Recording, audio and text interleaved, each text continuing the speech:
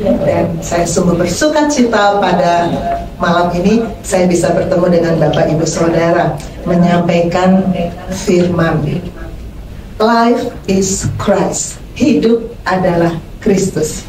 Dan nas pembimbing adalah yang tadi kita sudah dengar, dan saya mengajak kita untuk kembali mendeklarasikan Galatia 2 ayat 19 sampai 20 ini. Saya mengundang kita berdiri. Mari kita perkatakan Galatia 2 19 sampai 20. 1, 2, 3. Aku telah disalibkan dengan Kristus, namun aku hidup. Tetapi bukan lagi aku sendiri yang hidup, melainkan Kristus yang hidup di dalam aku. Dan hidupku yang kuhidupi sekarang di dalam daging adalah hidup oleh iman dalam Anak Allah yang telah mengasihi aku dan yang menyerahkan dirinya untuk aku. Puji Tuhan, silakan duduk Bapak Ibu Saudara. Bagian firman Tuhan ini luar biasa bagi saya ketika saya sungguh-sungguh merenungkannya. Saya mulai dari frase pertama. Frase pertama Galatia 2 ayat 19 berkata, aku telah disalibkan dengan Kristus. Aku telah disalibkan dengan Kristus. Apa yang terpikir di benak kita ketika kita bicara soal penyaliban? Kita 2 minggu lagi akan memperingati Jumat Agung. Situ Tuhan Yesus disalib, bukan? Apa yang terjadi ketika dia disalib? Mati. Mati. Disalibkan itu artinya mati. Jadi kalau kita bilang aku telah disalibkan dengan Kristus, artinya kita mati. Apanya yang mati? Apanya yang mati? Saya dokter. Setiap hari saya bekerja memeriksa pasien. Kemudian dari hasil kerja saya tentu ada yang namanya jasa medik gitu ya. Nah, penghasilan dokter itu nggak nentu. Kalau pasien lagi banyak, penghasilan tentu akan agak banyak. Kalau pasien lagi sedikit, penghasilan tentu akan sangat sedikit. Nah, minggu ini pasien saya lagi banyak-banyak. Jadi waktu saya harus meninggalkan Jakarta sampai saya kembali kerja lagi Selasa kan, karena saya nggak mungkin pulang malam. Waktu saya harus meninggalkan tugas, ada pikiran daging saya berkata gini, ih sayang banget tinggalin pasien sebanyak ini. Karena saya kan titipkan ke teman saya, temen enak temennya dapat gitu ya. Pikiran daging saya bilang gitu, bagaimana kalau tukeran aja dengan Bu Debbie, nanti kalau giliran pasien dikit baru ke sana gitu. Itu kata pikiran daging saya. Malah ada pikiran, mungkin ada juga orang yang dalam kondisi begini berpikir gini, kalau penghasilan banyak nanti bisa lebih banyak yang dikasih untuk persembahan untuk Tuhan ya gitu ya. Seperti Saul ketika disuruh menumpas Amalek, kan dia menyelamatkan kambing domba, raja Agag. Tujuannya katanya apa? Nanti ini untuk persembahan gitu kan? Alasan ya. Seringkali juga kita kan begitu. Oh kalau saya kerja lebih banyak, nanti kan saya bisa kasih persembahan lebih banyak. Jadi urusan Tuhan bisa nomor 2, nomor 3, nomor sekian gitu ya. Tapi saya bilang pikiran daging berkata, kalau kamu tetap kerja, penghasilan bertambah. Tapi pikiran firman berkata apa? Cari dahulu kerajaan Allah. Matius 6 ayat 33. Cari dahulu kerajaan Allah dan kebenarannya, semuanya akan ditambahkan kepadamu. Ya, amin. Yang harus dimatikan yang mana? Pikiran daging. Jadi apa yang mati saat itu? Pikiran daging. Pikiran daging mati karena pikiran firman yang mau kita ikuti. Amin. Saya guru. Saya punya sejumlah murid di 2 fakultas kedokteran. Seminggu yang lalu, saya ada pertemuan Zoom untuk bimbingan ilmiah. Biasanya kalau guru masuk di Zoom, murid-murid udah standby, semuanya udah masuk, kita langsung mulai. Tapi minggu yang lalu, saya udah masuk, belum ada. Malah saja saya belum diterima sama hostnya. Jadi saya nunggu lama. Sesudah saya masuk yang ada baru 1. Apa yang ada di perasaan saya ketika itu? Rasanya seperti apa? Mau marah kan? Aduh ya ampun, ini murid-murid nggak tahu diri gitu ya. Mau marah. saya ini dosen senior ya gitu ya. Kalau saya pakai perasaan saya ini dosen senior ya. Kalau saya dibeginiin saya akan lapor ke kampus gitu ya. Perasaan daging berkata begitu. Tapi perasaan firman berkata apa? Kasihilah musuhmu. Musuh aja mesti dikasihi, apalagi ini kan murid. Mungkin saja mereka gangguan koneksi, kan selalu alasan murid kan, maaf dokter gangguan koneksi, selalu kan itu. Mungkin saja mereka memang baru pulang, belum sempat mandi, belum makan ya. Makanya saya bilang, oke, perasaan daging saya bilang marah, tapi perasaan firman bilang kasihi. Maka yang harus mati apa? Perasaan daging. Pikiran daging harus mati, perasaan daging harus mati. Ini acara Natal di rumah sakit tempat saya bekerja. Ini saya di sini nih, di belakang ini nih, ketutupan sama si ini, saya di sini.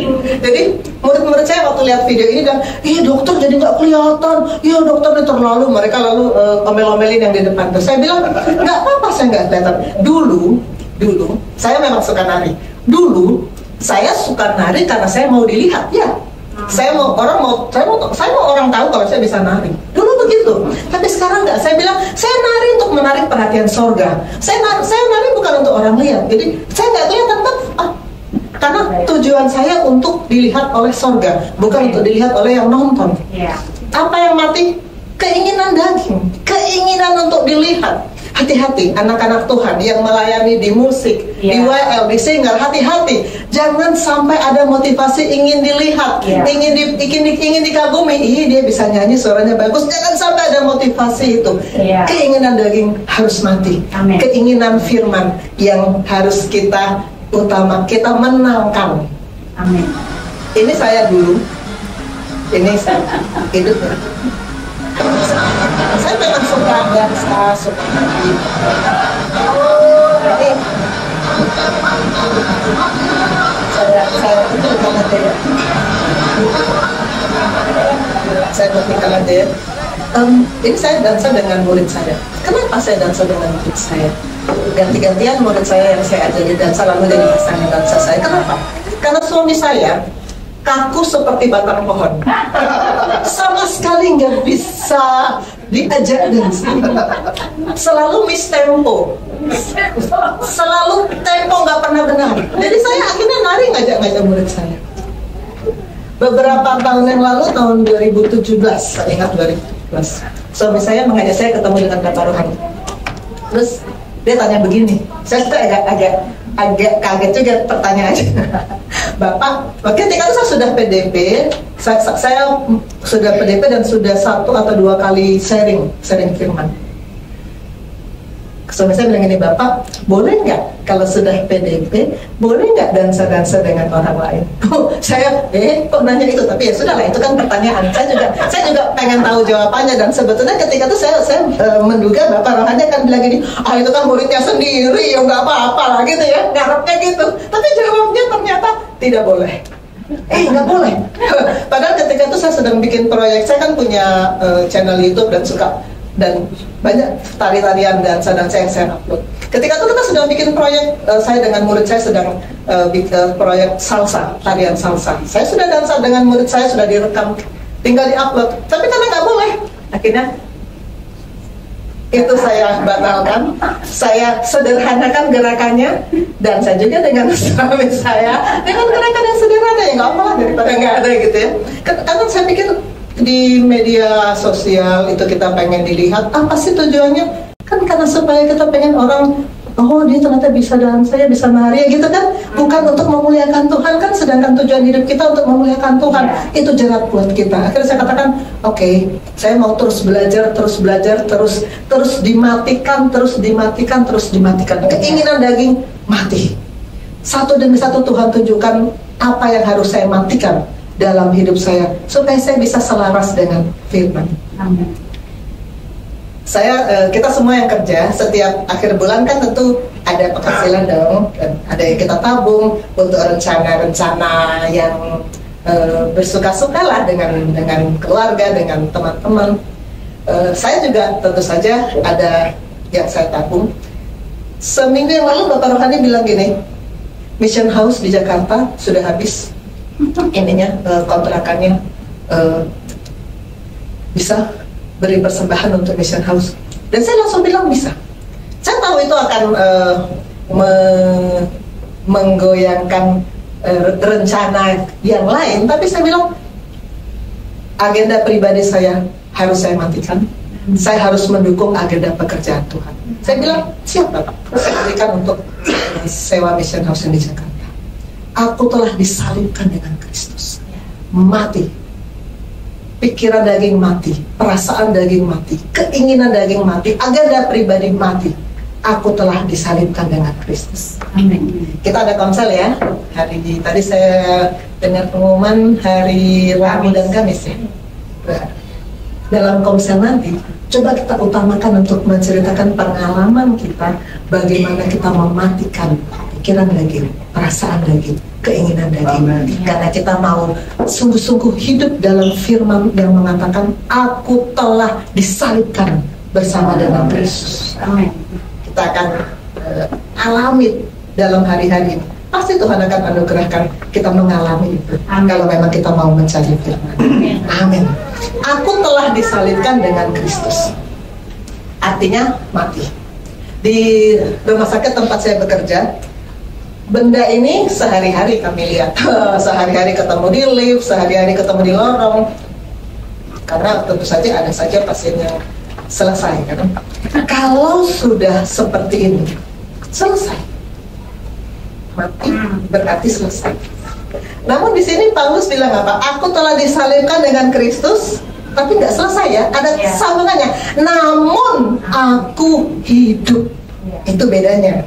Disalibkan bersama Kristus dengan mati seperti pasien-pasien yang tiap hari saya temui.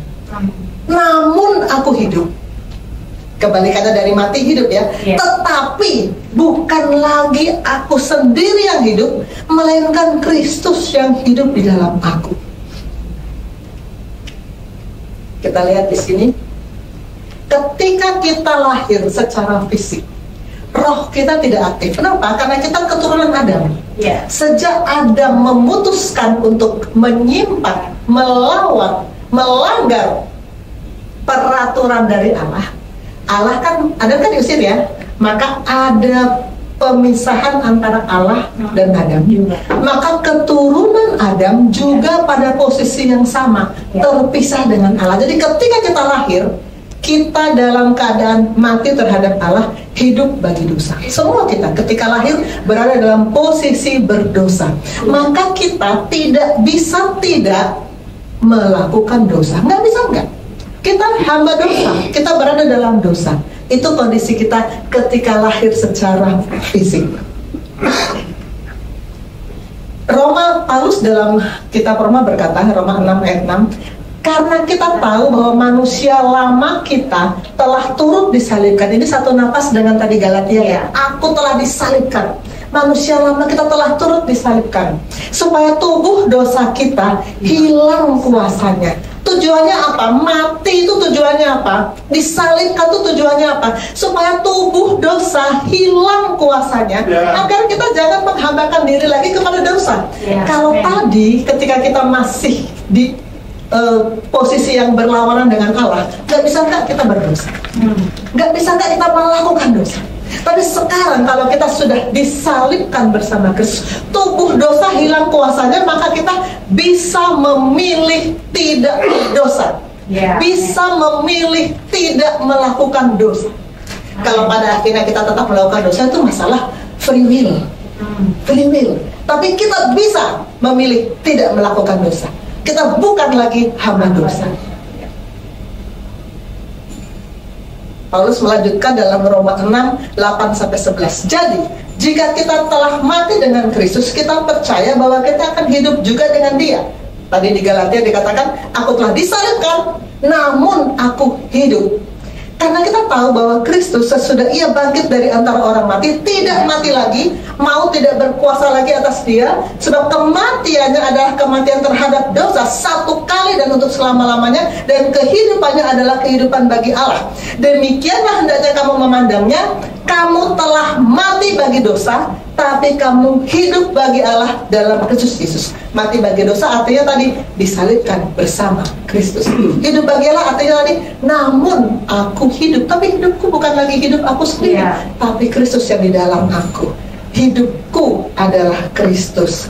Dan saat kita memutuskan aku mati, disalibkan bersama dengan Kristus, saat kita memutuskan itu, kita mengenakan manusia baru. Maka dalam surat Efesus Paulus bilang, dan mengenakan manusia baru.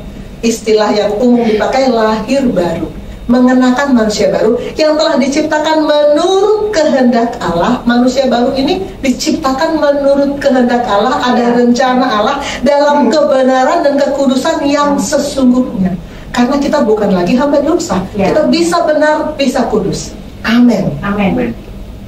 Nah, ini slide yang sudah sering saya tampilkan. Ini dari pengajaran Bapak Rohani bahwa kita adalah manusia berdosa yang dibenarkan, dan tahap pembenaran kita itu ada 3 tahap. Ketika kita mengatakan aku telah disalibkan bersama Kristus, Yesus matikan untuk kita, itu adalah pembenaran tahap pertama. Ketika itulah terjadi penyelarasan roh. Roh kita selaras dengan Dia. Roh kita selaras dengan Dia. Saat kita bilang, Tuhan aku buka hati, aku terima Engkau sebagai juru selamat, aku mau Engkau yang memimpin hidupku, saat itu roh kita selaras dengan Dia. Namun tahap 1 ini nggak bisa berhenti sampai di sini. Banyak orang berhenti hanya sampai di lahir baru. Harus dilanjutkan lagi dengan tahap 2. Karena kita ini tubuh, jiwa, dan roh. Kita bukan roh gentayangan aja. Kita punya tubuh, kita punya jiwa. Maka di tahap 2 harus ada penyelarasan jiwa dan tubuh. Harus ada penyelarasan jiwa dan tubuh. Nanti kita bicarakan itu. Wahyu 3:20 ini adalah ayat yang saya paling suka pakai kalau untuk menantang orang terima Tuhan Yesus. Lihat, aku berdiri di muka pintu dan mengetok. Jika ada orang yang mendengar suaraku dan membukakan pintu, aku akan masuk mendapatkannya. Saat kita buka pintu hati, saat itulah kita, definisi lainnya adalah aku telah disalibkan bersama Kristus. Saat itulah kita melewati tahap 1. Momentum tahap 1 terjadi ketika kita buka pintu hati, merespon Tuhan Yesus di Wahyu 3:20 ini. Nah, ini gambar buatan Bapak Rohani. Saya melihat gambar ini di tahun 2015 ketika baru masuk di Yesus. Dan saya suka gambar ini. Kita ketika diciptakan Allah, kita berada di dalam kemuliaan Allah, dan kita hidup untuk kemuliaan Allah. Kemudian si jahat itu menaburkan benih dosa. Dia menaburkan benih dosa. Kok bisa gitu ya? Kapan itu? Kapan dia menaburkan benih dosa? Ketika terjadi diskusi antara ular tua dengan Hawa. Kata ular tua itu jelmaan iblis. Kata-kata iblis itulah benih dosa. Sama dengan kata-kata Allah itulah benih firman. Kata-kata iblis itulah benih dosa. Benih akan bertumbuh dan berbuah. Lalu benih firman datang akan bertumbuh dan berbuah. Benih dosa datang akan bertumbuh dan berbuah. Dan kalau benih saat Hawa mendengar kata-kata iblis, saat itulah benih dosa ditaburkan di dalam kehidupan manusia. Kita bisa baca di Kejadian 3, saya tidak buka di sini karena akan habiskan waktu. Saya sangat sarankan kita semua, mungkin sebagian sudah melakukan, baca Alkitab urut dari Kejadian sampai Wahyu, ulang lagi. Kalau ada yang belum, mari mulai. Karena sangat penting kita untuk mengetahui apa yang Tuhan mau kita tahu tentang Dia. Kejadian 3, kejatuhan manusia dalam dosa. Iblis menaburkan benih saat dia ngomong. Harusnya Hawa waktu lihat iblis datang, nggak usah dengar iblis ngomong, langsung usir dia dalam nama Allah. Iblis pergi, selesai. Tapi apa yang Hawa lakukan? Dia dengar loh. Terus bukan cuma dengar, dia lakukan loh. Dia lakukan loh. Iblis bilang, makan aja. Dia lakukan loh, luar biasa. Itulah benih. Kalau kita beri kesempatan, langsung kita terbawa, terjerat, terbawa. Maka benih dosa menghasilkan perbuatan dosa. Ini semua segera ini sebetulnya belum semua dosa terkumpul di sini ya. Dosa kan luar biasa banyak sekali modifikasinya. Penipu, bebal, cabul, serakah, pelit, iri hati, semua dosa itu adalah buah yang tumbuh dari ditaburkannya benih dosa. Tapi Allah kan sangat mengasihi kita, sangat mengasihi kita. Tadi kita menyanyikan luar biasa kasih Allah. Ya betul, Allah sangat mengasihi.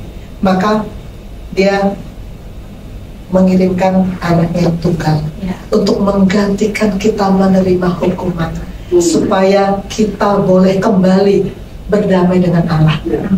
Ketika Tuhan Yesus menderita sengsara, mati, menggantikan kita, ketika itulah benih dosa dicabut. Benih dosa yang tadi ditaburkan oleh si ular tua itu dicabut dari hidup manusia. Benih dosa dicabut. Terjadi tahap satu. Nah, tahap satu penyelarasan roh. Ketika Yesus mati di kayu salib, benih dosa dicabut, terjadi penyelarasan roh. Roh kita selaras dengan Allah. Ketika inilah kita merespon Wahyu 3:20. Tuhan Yesus bilang, aku mengetok, kalau ada yang buka pintu aku masuk. Nah, kalau kita buka pintu, Yesus masuk. Ketika itulah kita masuk dalam fase 1. Ketika itulah seed of sin, benih dosa dicabut dari hidup kita. Dan istilah yang umum dipakai kalau kita sudah buka pintu hati terima Yesus adalah lahir baru. Jadi ketika kita merespon Wahyu 3:20, kita lahir baru. Yang lahir baru atau baru lahir, wujudnya adalah bayi dong. Nggak ada orang lahir langsung berkumis ya, nggak ada. Bayi gitu ya, bayi baru lahir, bayi rohani. Bayi rohani penuh dengan sifat-sifat daging. Benihnya sudah dicabut, tapi kebiasaan berdosa itu tetap ada. Kebiasaan berbohong tetap ada. Kebiasaan iri hati tetap ada. Bayi rohani memang penuh dengan sifat-sifat dosa. Makanya sering kalau bayi rohani terus bayi, aduh pusing bapak rohani, pusing ibu gembala. Bayi itu harus bertumbuh. Dalam kehidupan fisik manusia, kalau ada bayi lahir dalam satu keluarga, semua senang, semua bersuka cita. Bayi itu sebetulnya ngerepotin loh, dimandikan, dikasih makan, digendong, tapi semua bersuka cita, semua senang ada bayi, semua dengan sukarela melakukan apapun buat si bayi. Tapi kalau dalam 10 tahun tetap seperti itu, apakah tetap bersuka cita? Belum lama saya punya pasien cerebral palsy, itu kerusakan otak. Sampai umur 20 tahun masih seperti bayi di tempat tidur aja, dilayani apapun sama keluarganya. Apakah masih bersuka cita? Keluarganya udah capek ngurusinnya, udah ya mau bagaimana? Tidak nyaman, tidak menyenangkan. Makanya bayi itu harus bertumbuh dari bayi rohani menjadi anak rohani, menjadi remaja rohani, menjadi dewasa rohani. Karena kalau kita sudah dewasa rohani, tentu kita akan menjadi teman sekerja Tuhan. Rencana Tuhan akan terwujud dalam hidup kita. Kalau terus bayi, kita hanya ngerepotin. Kita hanya ngerepotin bapak rohani, ibu gembala, pusing sama ulah-ulah kita. Habit of sin, sifat-sifat berdosa yang masih dimiliki oleh bayi rohani. Sifat-sifat ini masih dimiliki oleh bayi rohani. Apa sih habit of sin? Mengapa ada habit of sin? Bagaimana mengatasi habit of sin? Apa tuh habit of sin? Habit of sin adalah sifat-sifat dosa. Sifat-sifat dosa yang seabad ini. Lebih dari ini karena ada banyak modifikasi. Dan sebetulnya bukan cuma sifat-sifat dosa, juga kebiasaan-kebiasaan buruk. Saya ini kan ceramah ke awam. Sebagai dokter ceramah ke awam tentang kebiasaan buruk yang merusak kesehatan. Tapi dalam kesempatan ini yang saya mau sampaikan hanya yang rokok. Kenapa yang lain oke lah nanti kalau ceramah kesehatan. Tapi ini kan tentang firman. Kenapa? Karena saya lagi banyak pasien yang sakit paru-paru dan memang perokok karena merokok. Jadi seringkali ibunya pasien tuh datang ke saya gini atau istrinya. Ibunya atau istrinya, kan perempuan yang suka curhat-curhat sama kita ya, dokter bilangin dong sama anak saya, bilangin dong sama suami saya supaya berhenti merokok, soalnya batuk melulu, aduh nggak sembuh-sembuh, aduh dengar batuknya aja kita sudah resah satu rumah deh bilang. Terus saya bilang gini, Bu, sebenarnya untuk memberitahu apa bahayanya ngerokok, ibu nggak perlu ke dokter. Lihat aja di bungkus rokoknya. Di bungkus rokoknya itu ada tulisan loh, merokok bisa menyebabkan apa? Kanker, serangan jantung, bla bla bla. Nggak usah cari dokter untuk tahu bahaya merokok apa. Bapak Yosef punya jawaban yang saya geli. Ada jemaat nanya, Pak Yosef, di mana ayatnya di Alkitab yang melarang merokok? Pak Yosef bilang nggak usah cari di Alkitab kalau mau tahu nggak boleh merokok, cari di pom bensin. Nah, saya ketawa, di pom bensin jelas ada tulisan gede-gede bahaya merokok apa. Jadi itu sesuatu yang dengan cara apapun kita dengan mudah dapat. Tetapi kenapa orang tetap? Tadi kami tadi saya dengan Pak Yosef dengan Bu Debi jalan, drivernya kebetulan perokok. Dia bilang gini, sensasinya itu loh dok. Terus saya bilang gini, tapi kamu udah tahu penyakit apa yang menunggu di ujung-ujung sana? Terus dia diem. Mungkin dia mikir juga. Mungkin dia mikir. Tadi sore dia bilang gini, wah saya habis sama bapak itu. Dia bilang kita nasihati dia habis-habisan tadi. Ini adalah murid saya, Dr. Christian, yang di bulan akhir Januari ketika saya sharing di sini, dia datang. Nanti kalau kita bertemu dengan orang yang terikat hobi merokok, ternyata merokok itu tidak ada orang yang nggak bisa berhenti merokok. Itu cuma soal kemauan. Gimana cerita? Dok, gimana caranya berhenti dari rokok? Dia bilang, saya perokok, saya pernah merokok dan saya berhenti. Jadi tolong dia bilang, saya sepertinya sudah kecanduan dok. Oke, baik, kalau begitu kita bedakan Pak, kecanduan dan kebiasaan. Jadi bagi saya rokok itu kebiasaan, narkoba itu kecanduan. Ada bedanya di mana? Yaitu kalau kita kecanduan, misalnya kecanduan narkoba, selalu ada minta dosis, naik dosis dari mungkin 0,1 mg naik jadi 0,2, 0,3 sampai dengan dosis maksimal sampai level dos yang menyebabkan dia overdosis dan meninggal. Kalau rokok, dia tidak pernah minta naik dosis. Saya tanya ke keluarga, ke bapak itu, bapak merokok dari kapan? Saya dari muda dok merokok. Lalu apakah bapak setiap merokok itu ada sampai dosis maksimalnya? Atau sama saat ini berapa habisnya? Cuma 2 bungkus. Sudah berapa tahun bapak melaksanakan 2 bungkus? Sudah berpuluh-puluh tahun. Artinya tidak naik dosis pak. Bapak ini adalah kebiasaan. Hal yang paling sulit adalah melepas dari kebiasaan. Bapak kebiasaannya kalau merokok, begitu nanti udah nggak merokok pasti nyari. Tapi ingat, itu bukan kecanduan. Sehingga tolong dibedakan. Dan yang kedua perbedaannya adalah Pak, begitu Bapak kecanduan, misalnya kecanduan narkoba, begitu Bapak lepas, Bapak akan ada feedback kembali, yaitu adalah sakit. Kalau kita pernah dengar namanya sakit karena kutal, itu akibat dari kita kurangi dosis menyebabkan tubuh kita bereaksi menjadi sakit. Tapi perbedaannya dengan kebiasaan merokok, begitu kita stop rokok, kita sembuh atau bahkan kita akan menjadi lebih baik secara fisik. Dari Bapak yang mungkin batuk-batuk, begitu berhenti, Bapak akan menjadi lebih sehat.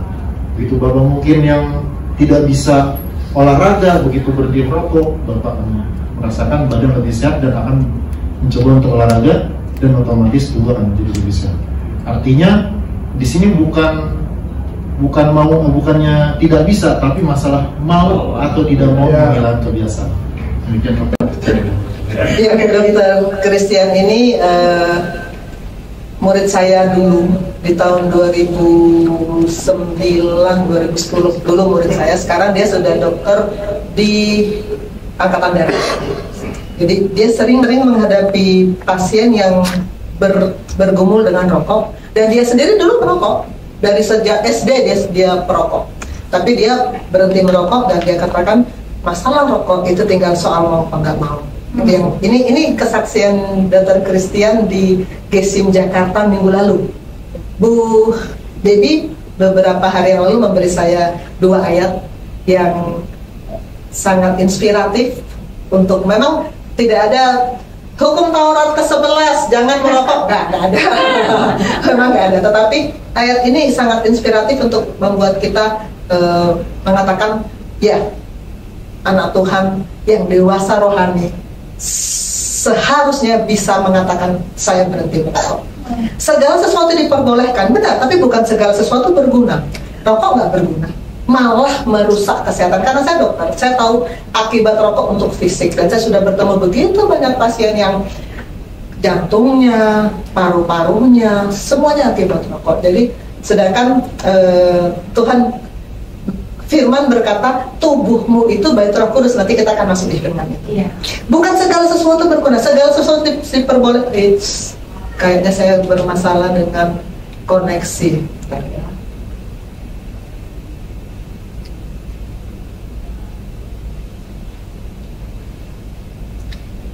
Segala sesuatu diperbolehkan, benar, tapi bukan segala sesuatu membangun. 1 Korintus 10:23. Dan satu lagi dari Pastor Debbie adalah 1 Korintus 10:31. Jika engkau makan, atau jika engkau minum, atau jika engkau melakukan sesuatu yang lain, lakukanlah semuanya itu untuk kemuliaan Allah. Kalau kita bilang, saya mau hidupku memuliakan Engkau Tuhan, maka apa yang tidak memuliakan Tuhan, matikan. Tadi kita bicara soal aku telah disalibkan dengan Kristus, bukan? Aku mati untuk keinginan daging, aku mati untuk pikiran daging, aku mati untuk perasaan daging, maka kita pasti akan bisa melakukan untuk kemuliaan Tuhan. Amin. Semua kebiasaan buruk ini harus kita tinggalkan, karena Paulus dalam 1 Korintus 6:19-20 berkata, atau tidak tahukah kamu bahwa tubuhmu adalah bait Roh Kudus yang diam dalam kamu? Tubuh kita ini bait Roh Kudus. Roh Kudus yang kamu peroleh dari Allah. Oke, kayaknya saya mesti drop dulu baru ini lagi. Share baru.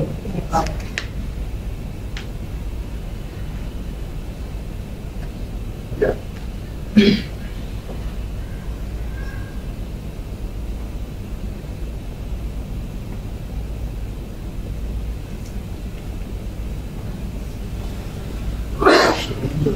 Mungkin dari sudah ya.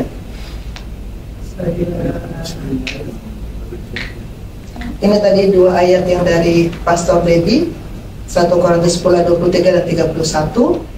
Dan Paulus berkata dalam 1 Korintus 6:19-20, atau tidak tahukah kamu bahwa tubuhmu adalah bait Roh Kudus? Tubuh kita itu bait Roh Kudus. Tubuh, walaupun kita di Yohanes 6 kan Paulus berkata begini, rohlah, daging sama sekali tidak berguna. Rohlah yang memberi hidup, daging sama sekali nggak berguna. Begitu ya, jadi seolah-olah tubuh berarti nggak penting.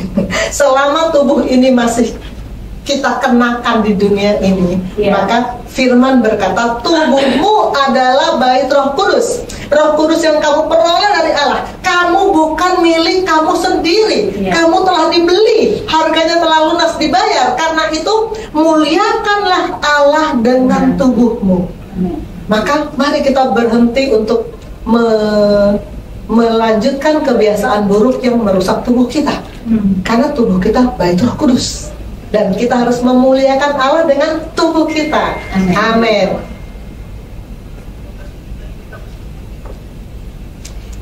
Habit of sin. Apa itu habit of sin? Sifat-sifat dosa yang ada. Mengapa ada habit of sin? Karena adanya benih dosa yang tadi ditaburkan sama si ular tua, didengar, disimak oleh Hawa, dilakukan lagi. Benih akan tumbuh dan berbuah. Buahnya adalah sifat-sifat dosa. Paulus dalam Roma 7 ayat 19 berkata, sebab bukan apa yang aku kehendaki, yaitu yang baik yang aku perbuat, melainkan apa yang tidak aku kehendaki, yaitu yang jahat yang aku perbuat. Siapa yang pernah merasakan seperti ini di masa lalu? Di mana kita waktu kita masih hamba dosa, waktu kita masih hidup di dalam kerajaan si jahat itu, kita pengen hidup baik, tapi itu nggak bisa, karena kita masih hamba dosa. Kita nggak bisa berbuat lain kecuali patuh pada si bertanduk berekor itu. Hidup kita dikuasai oleh sifat-sifat dosa itu sebelum kita lahir baru. Sesudah kita masuk dalam lahir baru dan masuk dalam penyelarasan roh, tubuh, dan jiwa, maka hidup kita dikuasai oleh roh dan menghasilkan buah roh. Kita bisa memilih untuk tidak berdosa. Bisa, karena kita tidak lagi diperbudak oleh dosa. Habit of sin, kalau masih kita jalani, kita akan jatuh bangun, maju mundur, naik turun. Jatuh bangun seperti lagu dangdut, maju mundur seperti Sarini. Dulu pernah murid saya bersaksi, sudah agak lama di GSIM Jakarta. Dia mulai dengan kata-kata begini, Bapak Ibu, kita tahu hidup itu seperti roda yang berputar, kadang di bawah, kadang di atas. Murid saya ngomong gitu, lalu dia cerita kesaksian. Begitu dia sudah turun, Bapak Rohani memang gilirannya untuk khotbah kan, lalu diperbaikilah pemahaman murid saya ini. Bapak Rohani bilang, hidup itu kalau kita anak Tuhan, murid Tuhan, hamba Tuhan, hidup kita nggak seperti itu. Tapi Ulangan 28 ayat 13 berkata, Tuhan akan mengangkat engkau menjadi kepala dan bukan ekor, engkau akan tetap naik dan bukan turun. Tetap naik dan bukan turun. Karena kita sudah mematikan habit of sin, kita bisa tetap naik dan bukan turun. Apabila engkau mendengarkan berita Tuhan Allahmu yang kusampaikan pada hari ini, kau lakukan dengan setia. Ada kata lakukan dengan setia. Bukan cuma di gereja ketika dengar firman amin amin, tapi kemudian pas giliran harus dipraktekkan lupa. Bukan begitu, tapi dilakukan dengan setia. Maka kita akan tetap naik dan bukan turun. Amin. Bagaimana mengatasi habit of sin? Bagaimana supaya nggak jatuh bangun, maju mundur, naik turun? Roma 8 ayat 13 berkata, jika kamu hidup menurut daging, kamu akan mati. Tapi jika oleh roh kamu mematikan perbuatan-perbuatan tubuhmu, kamu akan hidup. Ada kata-kata mematikan. Ada kata-kata kamu mematikan. Yang mematikan bukan roh ya, bukan Roh Kudus ya, bukan Allah yang mematikan. Kita, kamu mematikan perbuatan-perbuatan tubuhmu. Ini senada dengan Kolose 3 ayat 5. Karena itu matikan dalam dirimu segala sesuatu yang duniawi. Kita yang disuruh mematikan. Matikan, dan itu terjadi dalam tahap 2. Tadi tahap 1 ketika kita diselaraskan secara roh, terima Yesus. Tahap 2 itu kita tiap-tiap hari terima firman, dan firman itu yang kemudian mematikan semua sifat-sifat daging kita. 1 Yohanes 5 ayat 3 berkata, sebab inilah kasih kepada Allah, yaitu bahwa kita menuruti perintah-perintahnya. Perintah-perintahnya itu tidak berat. Saya ajak kita sama-sama membaca yang bagian terakhir. 1, 2, 3. Perintah-perintahnya itu tidak berat. Siapa yang bilang perintah Allah itu berat? Siapa yang bilang kamu mematikan perbuatan daging? Mana bisa? Kamu dari lahir sifat kamu sudah pemarah kok. Apalagi kamu dari suku ini. Ada suku yang memang rata-rata gampang marah gitu ya. Nggak bisa. Siapa yang ngajarin kita bahwa kamu nggak bisa loh melakukan perintah Allah? Perintah Allah terlalu berat, nggak bakal bisa. Siapa yang ngajarin kita? Si bertanduk berekor. Jangan mau ditipu sama iblis. Iblis itu penipu luar biasa. Bapak Rohani mengajar begini, iblis itu sudah nggak punya senjata. Senjatanya satu-satunya adalah tipu. Dia menipu terus. Dia bilang, kamu nggak akan bisa memberikan waktu untuk Tuhan. Nggak akan ada waktumu, kamu kan sibuk banget. Kamu nggak akan bisa melakukan perintah Tuhan, terlalu berat. Masa kamu disuruh matikan perbuatan daging? Nggak bisa. Ini Pastor Rio sudah berapa lama meninggalkan di GSIM Bali ya? 2 bulan.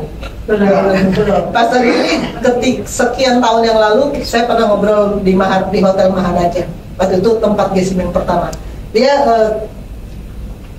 mengucapkan Matius 26 ayat 41b. Roh memang penurut tetapi daging lemah.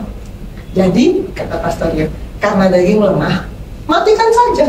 Hei, kita jangan bilang daging itu susah dimatikan.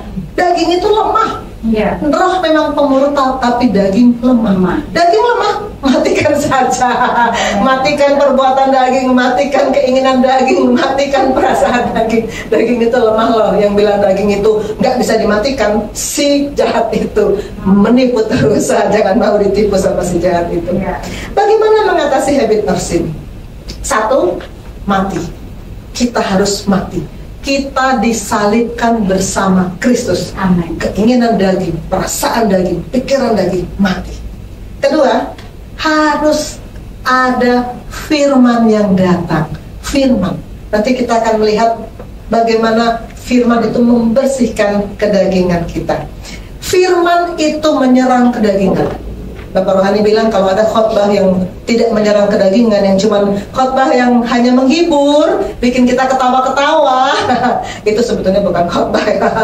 Firman itu harus menyerang kedagingan. Dalam Yeremia 23 ayat 29 dikatakan, bukankah firmanku seperti api, demikianlah firman Tuhan, dan seperti palu yang menghancurkan bukit batu. Api. Ini gambar seonggok kayu. Kalau datang api, kayu ini akan berubah menjadi arang. Bisa nggak arang ini kembali jadi kayu? Nggak bisa. Berubah. Kalau firman itu datang mengubah kita, Amen. Kita berubah. Amen. Kita nggak kembali ke perbuatan lama. Kalau sampai kembali, berarti firman itu belum sungguh-sungguh membakar kita, belum sungguh-sungguh mengubah kita. Cari, kejar terus firman untuk diubah supaya kita tidak kembali ke sifat-sifat lama kita. Kita harus berubah, harus ada perubahan. Firman itu juga bagaikan palu. Ini batu besar. Ini ada saya baca tutorial bagaimana cara memecahkan batu. Ada posisinya. Kalau mau memecahkan di sini nih, di sini. Dan dia menjadi pecah seperti ini. Bisa batu ini kembali lagi menjadi batu besar? Tidak. Begitulah firman. Dia seperti palu menghancurkan keakuan, menghancurkan kekerasan hati kita, dan hati kita menjadi lunak bagi Tuhan. Amin. Amin. Firman itu juga pedang. Ibrani 4 ayat 12 berkata, sebab firman Allah hidup dan kuat dan lebih tajam dari pedang bermata dua manapun. Firman itu pedang. Dia bisa memisahkan. Kalau dia bermata dua, dia berarti menyerang yang dilawan kita, tapi juga bisa ke kita. Firman itu, saat saya menyampaikan firman kepada pasien, firman itu juga bicara kepada saya. Saat saya merenungkan firman itu, saya bagikan kepada jemaat. Firman itu juga mengkoreksi saya, memperbaiki saya. Firman itu pedang bermata dua, dan dia itu lebih tajam dari pedang manapun, karena dia bisa mengubah, dia bisa mematikan, dia bisa membuat kita melihat mana yang Tuhan mau. Amin. Mana yang Tuhan mau kita lakukan, mana yang Tuhan mau kita tinggalkan. Kedagingan dihabiskan oleh pedang roh.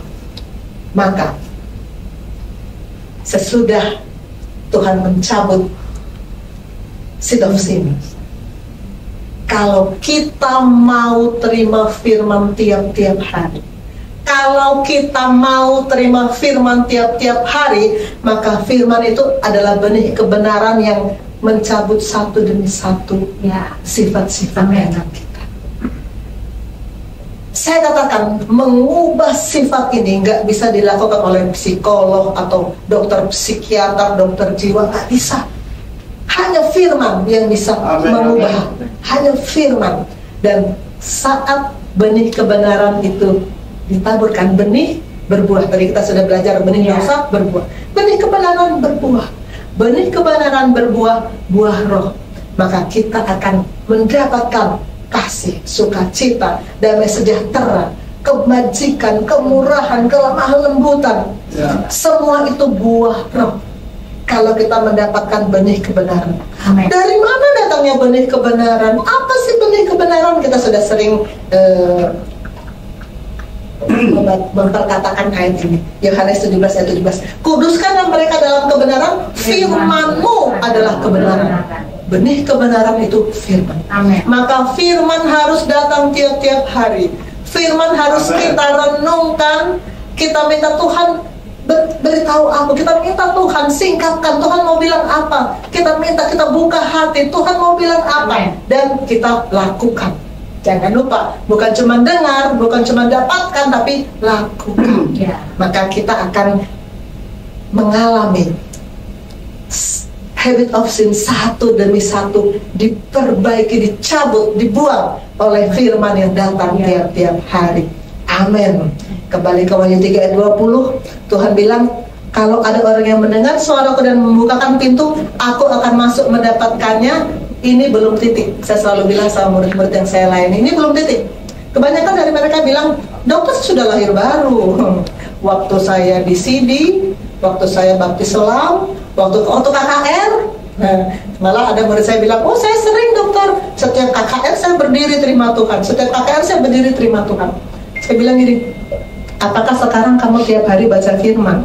Oh kalau itu tidak, dokter kan tahu saya kok sibuk. Terbalik saudara. Terima Tuhan satu kali, dapatkan firman tiap-tiap hari. Amen. Karena kalau Tuhan Yesus masuk, Dia masuk dalam hidup kita. Dia nggak keluar masuk dalam hidup kita. Lalu Dia mau punya aktivitas bersama-sama dengan kita. Dan aku makan bersama-sama dengan Dia, dan Dia bersama-sama dengan aku. Makan adalah kegiatan yang kita lakukan tiap-tiap hari. Bahkan berkali-kali dalam sehari.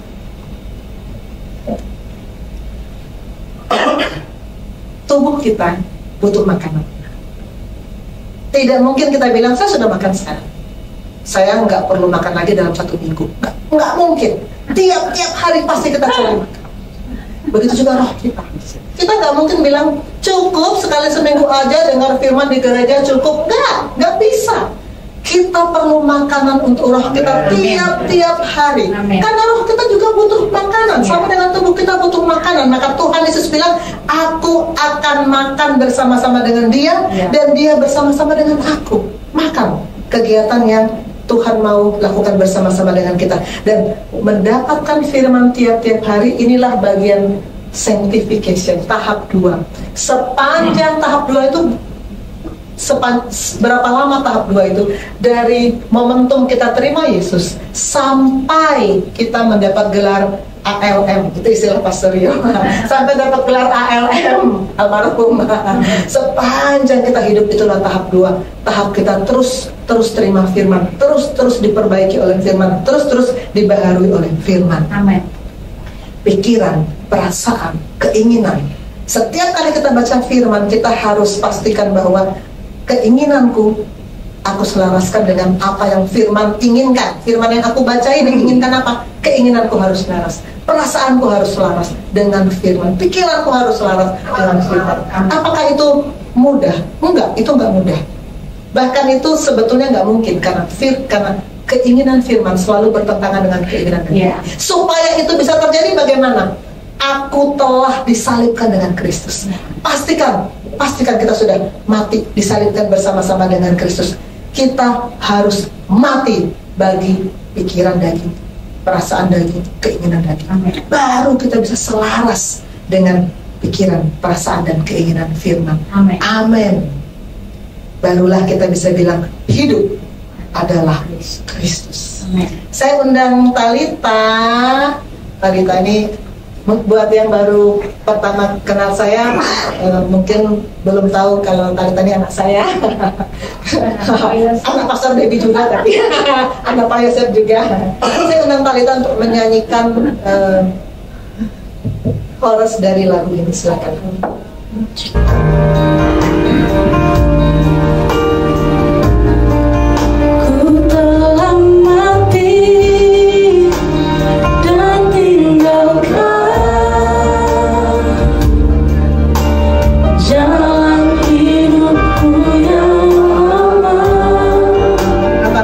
Ibu merasa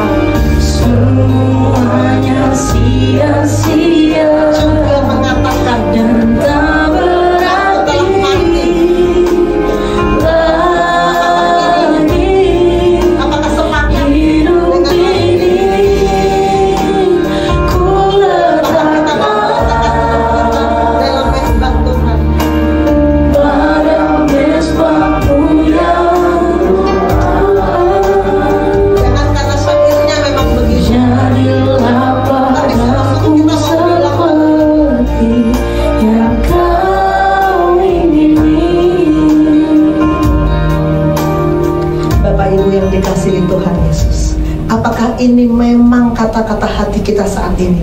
Sudah kita menyadari bahwa aku telah disalibkan dengan Kristus, aku telah mati dan tinggalkan hidup yang lama. Kalau kita mau betul-betul bilang ini sama Tuhan, bukan hanya karena syair lagu, tapi mau bilang ini sama Tuhan, saya undang Bapak Ibu, mari berdiri. Mari berdiri. Kita nyanyikan lagu ini seluruhnya dari verse-nya.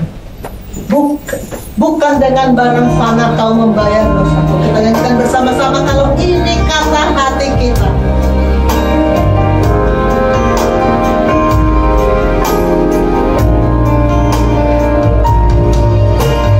Bukan dengan barang fana kau membayar dosaku, dengan darah yang mahal, tiada modal dan celah. Bukan dengan emas perak Yesus telah datang. kau menebus diriku, Kasihnya kepada kita. Dia oleh segenap kasih kasihnya begitu besar. Dia mau mati dan ganti kita. pengorbananmu. Mari kita katakan, ku telah mati. Telah mati Tinggalkan hidup. dan tinggalkan Sifat-sifat dosa tinggalkan. jalan hidupku yang lama. Kebiasaan-kebiasaan buruk tinggalkan. Semuanya sia-sia dan tak berarti lagi hidup ini. Katakan sungguh-sungguh dari hati.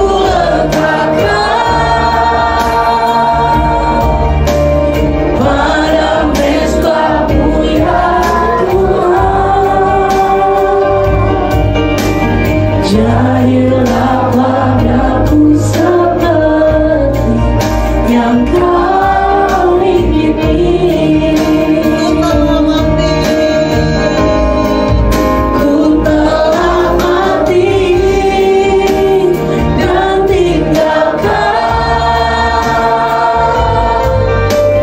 jalan hidupku yang lama. Semuanya sia-sia dan tak berarti lagi hidup ini. Ku letakkan Mati. pada pesta-Mu ya Tuhan, jadilah padaku seperti yang Kau ingini. Jadilah padaku seperti yang Kau ingini. Jadilah padaku seperti yang Kau ingini.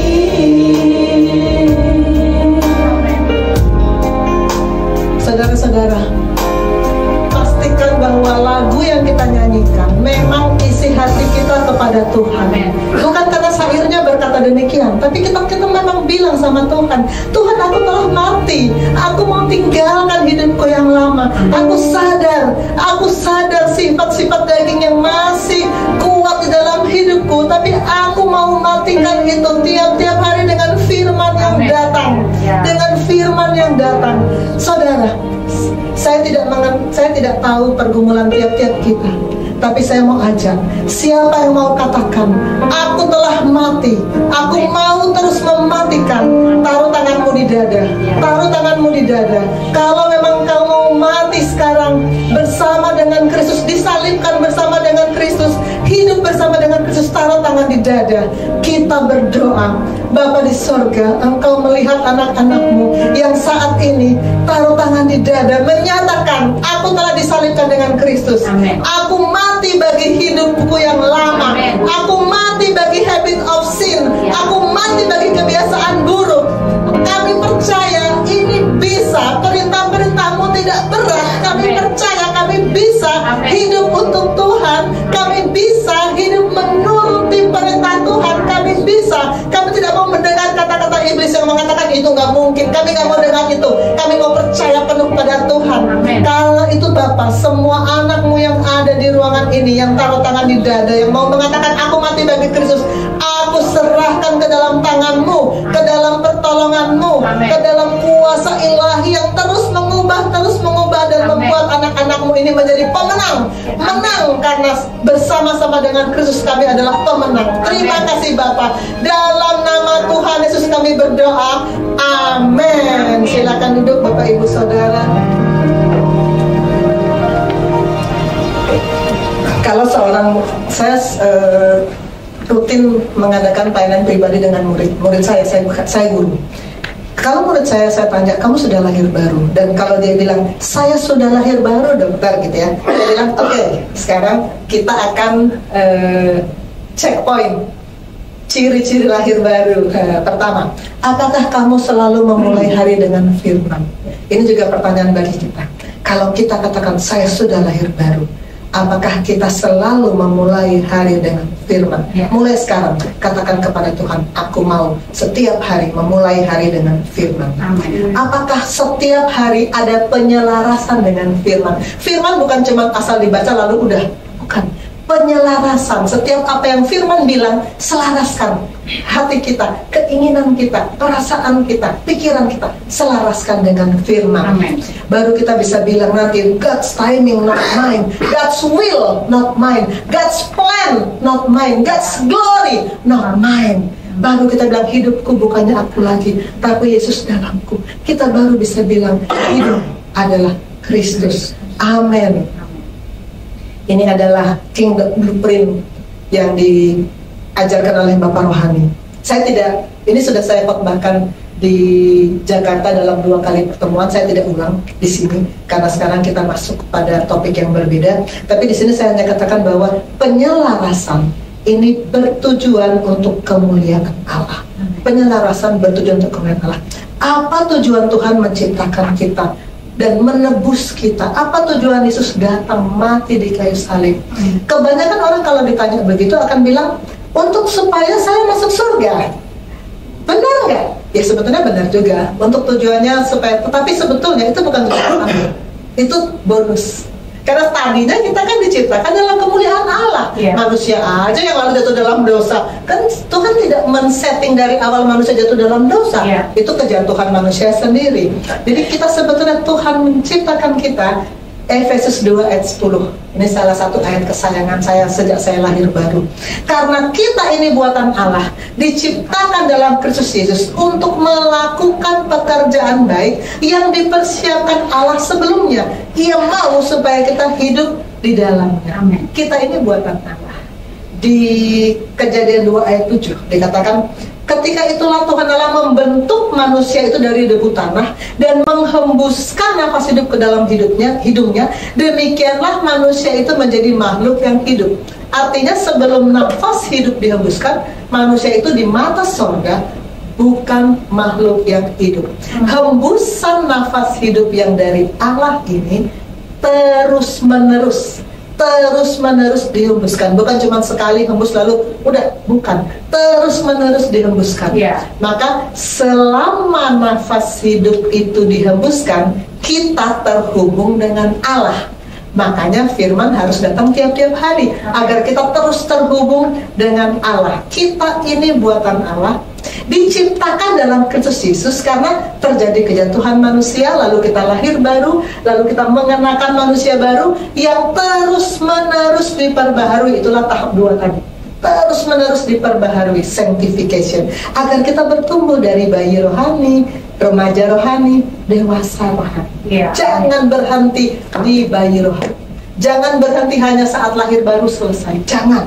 harus ada pertumbuhan, terus-menerus diperbaharui.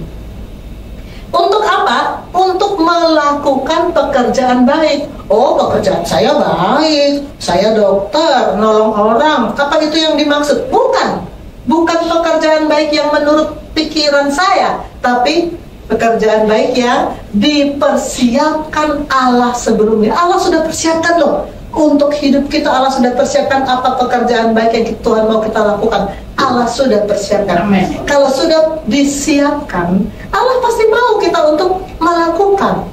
Beberapa waktu yang lalu murid saya mau latihan di rumah saya. Oke, saya persiapkan snacknya, saya persiapkan minumnya, saya persiapkan speaker untuk latihan, saya persiapkan semuanya.